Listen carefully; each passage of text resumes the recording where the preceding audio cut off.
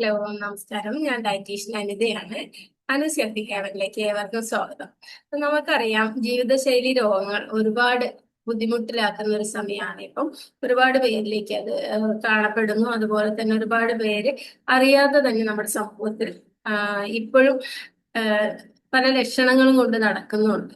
അപ്പൊ ഞാൻ ഇന്ന് ഈ ഒരു വീഡിയോയിൽ പറയാനായിട്ട് പോകുന്നത് നമ്മുടെ ജീവിതശൈലി രോഗത്തിൽ തന്നെ പ്രധാനിയായിട്ടുള്ള പ്രമേഹത്തിലെ ഏഹ് ലക്ഷണങ്ങളെ കുറിച്ചാണ് ഇന്ന് പറയുന്നത്. ഓരോ ലക്ഷണങ്ങളും നമ്മൾ മനസ്സിലാക്കിയിരിക്കേണ്ടത് അത്യാവശ്യമാണ്. നമ്മുടെ വീട്ടിലെ എല്ലാവരും ഡയബറ്റിക് ഉള്ളവരാണെങ്കിൽ, തീർച്ചയായിട്ടും അച്ഛനും അമ്മയൊക്കെ ഡയബറ്റിക് ഉള്ളവരാണെങ്കിൽ നമ്മുടെ മക്കൾക്കും വരാനുള്ള ചാൻസ് കൂടുതലാണ്.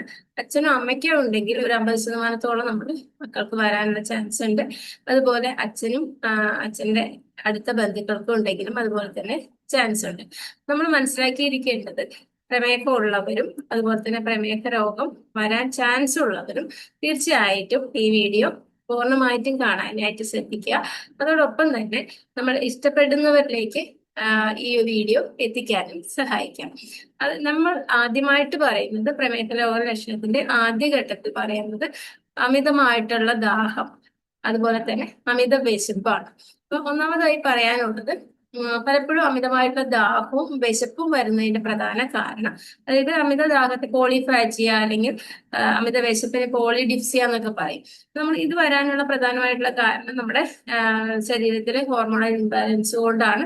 അതിൽ മെയിനായിട്ട് വരുന്ന ഒരു പ്രശ്നം, നമ്മുടെ ശരീരത്തിൽ ബ്ലഡില് ഷുഗർ കൂടുന്ന സമയത്ത് നമ്മുടെ സെല്ലുകൾക്ക് ഊർജം ലഭിക്കാതെ വരികയും അത് വിശപ്പായിട്ട് തോന്നുകയും ചെയ്യും. അപ്പൊ അതുകൊണ്ട് മെയിനായിട്ട് ഉണ്ടാകുന്നത് നമ്മുടെ സെല്ലുകളിലേക്ക് ഊർജം നമുക്ക് എത്താത്തത് കൊണ്ട് തന്നെ പലപ്പോഴും നമ്മൾ രോഗം സങ്കീർണമായതിനു ശേഷമാണ് നമുക്ക് അറിയാൻ കഴിയുന്നത് പ്രമേഹം ഇത്രയധികം ഉണ്ട് എന്നുള്ള കാര്യം. നമുക്ക് പ്രമേഹം ഉണ്ട് എന്നുള്ള കാര്യമൊക്കെ വളരെ അവസാന ഘട്ടത്തിലാണ് മനസ്സിലാക്കുന്നത്.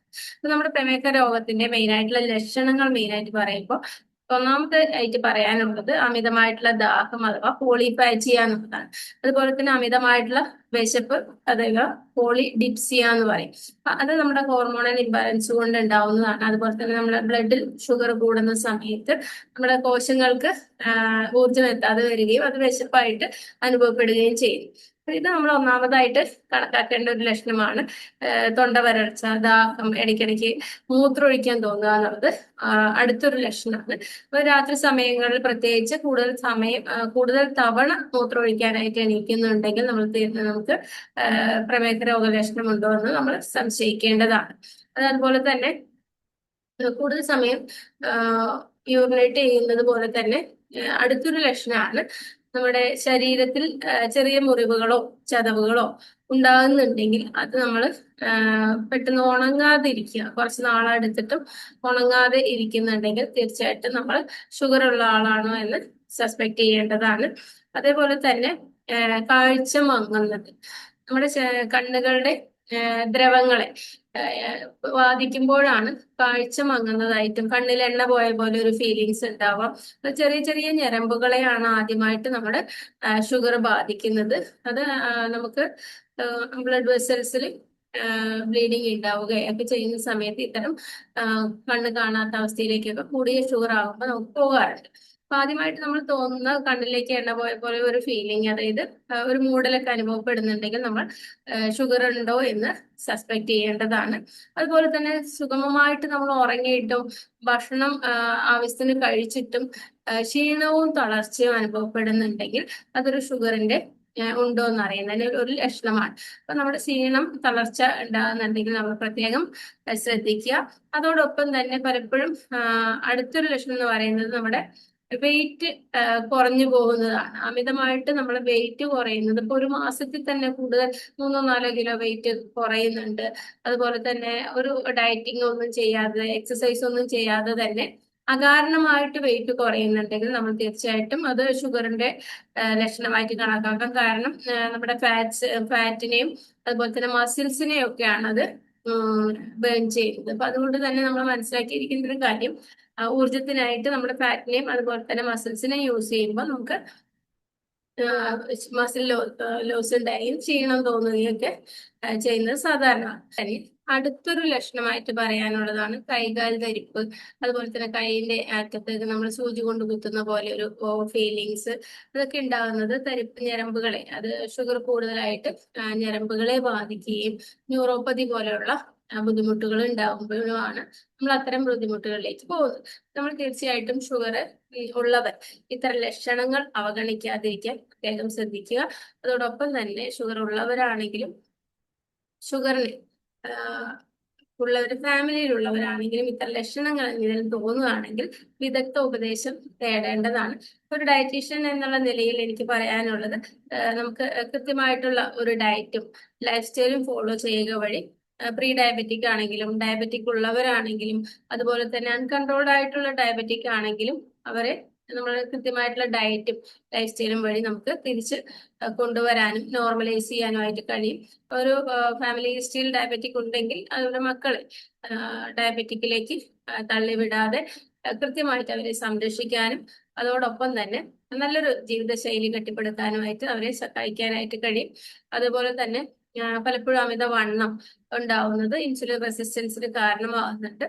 ഫാമിലി ഹിസ്റ്ററിയിൽ ഷുഗർ ഉള്ളവര് അവരുടെ കുട്ടികൾക്ക് അമിതവണ്ണം ഉണ്ട്, അതുപോലെ തന്നെ ഇരുന്നു കൊണ്ടുള്ള സെഡൻഡറി ആയിട്ടുള്ള ഒരു ലൈഫ് സ്റ്റൈലാണ് അവർ ഫോളോ ചെയ്യുന്നത്. അത് IT പ്രൊഫഷണൽസ് ഒക്കെയാണ്, ഇരുന്നുകൊണ്ടുള്ള ജോലിയാണ്, എക്സസൈസ് ഒന്നും മറ്റും ചെയ്യുന്നില്ല എന്നൊക്കെ ഉണ്ടെങ്കിൽ, ഐഡിയൽ ആയിട്ടുള്ള ഒരു ബോഡി വെയിറ്റ് അല്ല മെയിൻറ്റെയിൻ ചെയ്യുന്നുണ്ടെങ്കിൽ തീർച്ചയായിട്ടും നിങ്ങൾ കുട്ടികളെ ബ്ലഡ് ടെസ്റ്റുകൾ ചെയ്യിക്കാൻ പ്രത്യേകം ശ്രദ്ധിക്കുക. അതിനെക്കുറിച്ചൊക്കെ അടുത്ത വീഡിയോസിൽ നമ്മൾ പറയുന്നുണ്ടാവും. അതുപോലെ തന്നെ നമ്മുടെ ഭക്ഷണത്തിൽ പ്രത്യേകം ശ്രദ്ധിക്കേണ്ട കാര്യത്തെ കുറിച്ചുകൂടി ഞാൻ ജസ്റ്റ് ഒന്ന് മെൻഷൻ ചെയ്തു പോവുകയാണ്. അമിതമായിട്ടുള്ള നമ്മുടെ വിശപ്പ് കാര്യങ്ങളൊക്കെ വരുമ്പോൾ നമ്മൾ നാരുകൾ അടങ്ങിയ ഭക്ഷണങ്ങൾ കൂടുതൽ ഉൾപ്പെടുത്തുന്നത് ഇൻസുലിൻ റെസിസ്റ്റൻസ് ഇതാക്കാനായിട്ട് സഹായിക്കുന്നുണ്ട്. അപ്പൊ അതുകൊണ്ട് തന്നെ നാരുകൾ അടങ്ങിയ ഭക്ഷണം ഉൾപ്പെടുത്താനായിട്ട് ശ്രദ്ധിക്കുക. റിഫൈൻഡ് ആയിട്ടുള്ള ഫ്ലോർ, അതായത് മൈദ പോലുള്ള പ്രൊഡക്റ്റുകളുള്ള ഭക്ഷണങ്ങൾ ഉൾപ്പെടുത്താതിരിക്കുക. തവിടോട് കൂടിയിട്ടുള്ള അരി അതുപോലെ തന്നെ ഗോതമ്പാണെങ്കിലും അരിച്ചു കളയാതെ നാരുകളോടുകൂടി ഉപയോഗിക്കാനായിട്ട് ശ്രദ്ധിക്കുക. സാലഡ്സ് ഭക്ഷണത്തിൽ ഉൾപ്പെടുത്താനായിട്ട്, റോ ആയിട്ടുള്ള സാലഡ്സ്, ഇലവർഗ്ഗങ്ങളെല്ലാം തന്നെ ഭക്ഷണത്തിൽ ഉൾപ്പെടുത്തുക. പച്ചക്കറികൾക്കും പഴത്തിനും പ്രാധാന്യം കൊടുക്കുക.